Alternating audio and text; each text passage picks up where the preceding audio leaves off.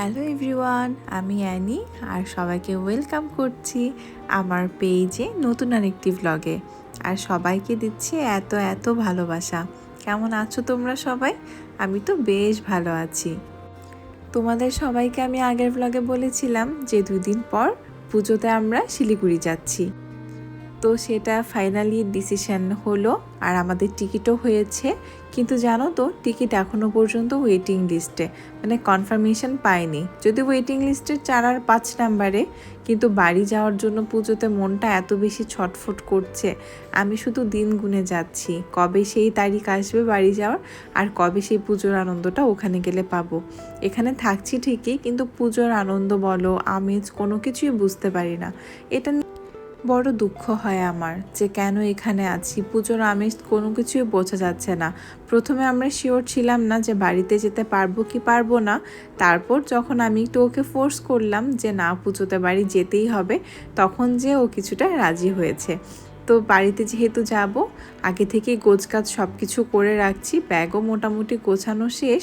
তার পরের দিনই আমাদের টিকিট, কিন্তু তখনও পর্যন্ত সব কিছু ফাইনাল ছিল না। অ্যাকচুয়ালি কনফার্মেশন নিয়ে একটু চিন্তিত ছিলাম, কিন্তু মন তো আর মানে না, মনে হচ্ছে সব কিছু তারপরেও গুছিয়ে রাখি। যদি সেদিন সকালেও টিকিট কনফার্ম হয়ে যায় তাহলে শুধু বেরিয়ে যাব। তো যে ভাবা সেই কাজ। আমার এখানে মোটামুটি ব্যাগগুলো সব গুছানো হয়ে গেছে। চলুন এবার স্নান করে দুপুরের লাঞ্চটা সেরে নিচ্ছি।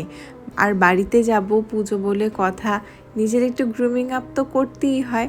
তো সেই জন্য লাঞ্চ করে দেন বিকালবেলার দিকে আমি একাই হাঁটতে হাঁটতে চলে গিয়েছিলাম ওই যে সেই পার্লারটাতে, যে পার্লারে আমি চুল কেটেছি, perfection ladies and gents parlour. আর এই মার্কেটটা হচ্ছে পুরাই ভুলভুলায়া টাইপের। আপনি যতবারই আসবেন না কেন ভুলেই যাবেন কোন জায়গা দিয়ে ঢুকছেন আর কোন জায়গা দিয়ে বেরোবেন।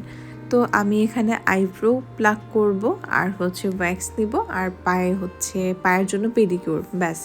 আগে ভ্লগে দেখিয়েছিলাম আমি এখান থেকে নেল কাটিং অ্যান্ড ফাইলিং করেছি, বাট আমি আজকে পুরোটাই পেডিকিউর নিচ্ছি।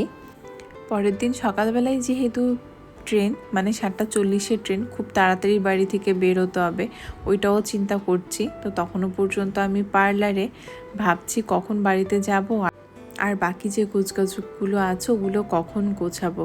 তো খুব বেশি একটা লেট হয়নি, রাত তখন 8টা বাজে। একা একা টুকটুক করে হেঁটে বাড়িতে চলে গেলাম। খেয়ে দিয়ে তাড়াতাড়ি শুয়ে পড়তে হবে, খুব ভোরে উঠতে হবে। যে এই যে ভোর হচ্ছে তখন 4:30, ঘুম থেকে উঠে গেছি। উঠে আমি মোটামুটি রেডি, আমাদের ব্যাগপত্র সব কিছু রেডি। আমরা 5টার দিকে বের হব। ও আবার আগে থেকে ক্যাব বুক করে রেখেছে যেন বের হওয়ার সময় কোনো ঝামেলা না হয়। আর টুক করে আমি ব্যাগে কয়েকটা টিস্যু রেখেছি, কারণ জার্নি করছি এত ঘন্টার, মোটামুটি আমাদের 24 ঘন্টার জার্নি। তো কখন কোন জিনিসটা লাগে সেটা তো বলা যায় না, ব্যাগে আমি কিছু টিস্যু রেখে দিলাম। তো তখন বাজে 5:10 মতন, আমরা বেরিয়ে গেছি, আমাদের ক্যাব চলে এসছে। ও আগেই নিচে নেমে গেছে, আমি বাকি জিনিসগুলো নিয়ে নিচে নামলাম। আর ওই যে বাইরে হচ্ছে আমাদের ক্যাব দাঁড়িয়ে আছে। আর ট্রেন যেহেতু 7:40, এখান থেকে স্টেশন প্রথমে লোকেশনে দেখাচ্ছিল 1.5 ঘন্টা, কিন্তু যাই হোক আমরা মোটামুটি 1 ঘন্টার মধ্যেই পৌঁছে গেছি। তখন ও আবার বলছে যে এত তাড়াতাড়ি না বের হলেও হতো।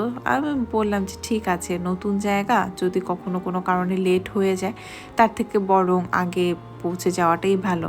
ও আপনাদের সেটা শেয়ার করা হয়নি, যখন সকালবেলা ও ঘুম থেকে উঠে টিকিট চেক করলো 4টার দিকে, তখন দেখলো যে আমাদের টিকিট একেবারে কনফার্ম হয়ে গেছে। তা আমি বললাম যে ঠিক আছে চলো, ভগবানের মানে আশীর্বাদ থাকলে কখনো কোনো কিছু বিফলে যায় না। আর পুজোতে বাড়ি যাব এতখানি আশা করছি, টিকিটটা হওয়ারই ছিল।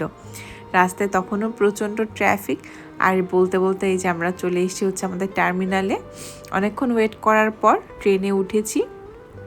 আর ট্রেনের অভিজ্ঞতাটা যদি আমি আপনাদের সাথে শেয়ার করি, সেটা হচ্ছে okay okay not so high আর নট সো লো, মানে এরকম একটা হচ্ছে সিচুয়েশান।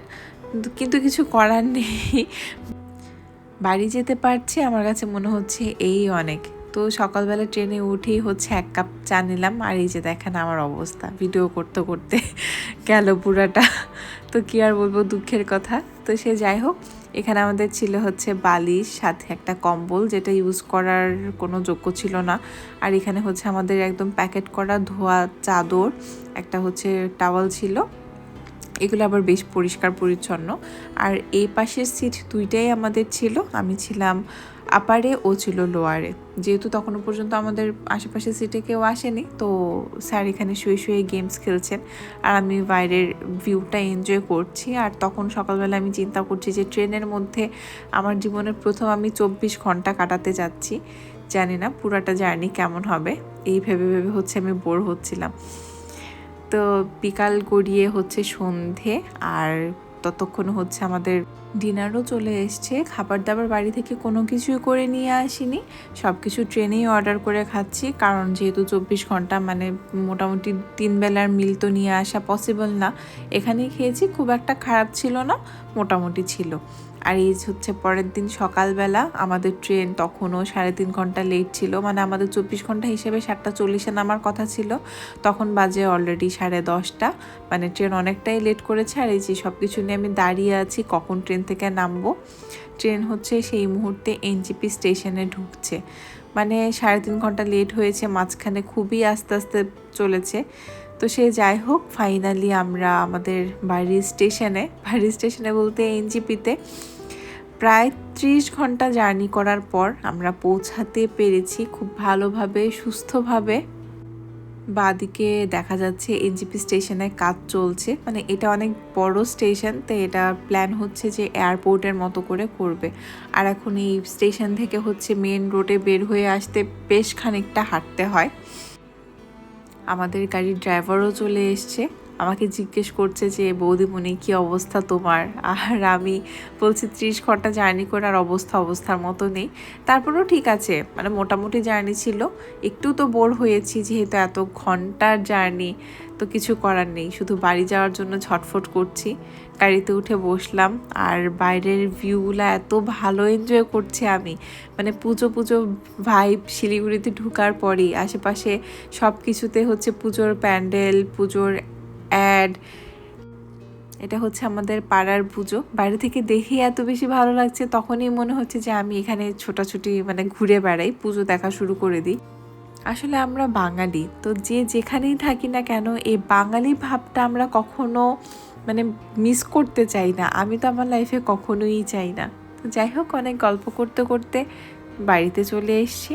চলুন গাড়ি থেকে নেমে গিয়ে দেখা যাবে বাড়ির কি অবস্থা আর মাও কি করছে। আর এর মধ্যে বাড়ির ছেলে এতদিন পর এসছে, প্রায় 2 মাস পর, আমি এসছি 1 মাস পর, মানে ওর মন আরও বেশি ছটফট করছে কখন বাড়িতে যাবে। গিয়ে আগে ব্যাগ ট্যাগ সব কিছু রেখে চলে গেল মা বাবার সাথে দেখা করতে। আমি আগে ঢুকিয়ে দেখছি মা কি সুন্দর করে ড্রয়িং রুমটা গুছিয়েছে, একদম কালারফুল। আর আশেপাশে অনেক নতুন গাছও আমাদের অ্যাড হয়েছে, সেগুলো আমি আপনাদের সাথে আমার পরের ব্লগে শেয়ার করব। চলুন এখন ওই দিকটা যাই, গিয়ে দেখি মা কি করে। আর আমার ঘরটাকেও কি সুন্দর গুছিয়ে রেখেছে। মা রান্নাঘরে কাজ করছে, আর আমরা আসবো বলে সকালের খাবার রেডি করেছে, রুটি, সবজি, বেগুন ভাজি। চলুন, অনেক বেশি টায়ার্ড, আমরা ফ্রেশ হয়ে খেয়ে নিচ্ছি। দেখা হবে পরের ব্লগে, সে পর্যন্ত সবাই ভালো থাকবেন, সুস্থ থাকবেন।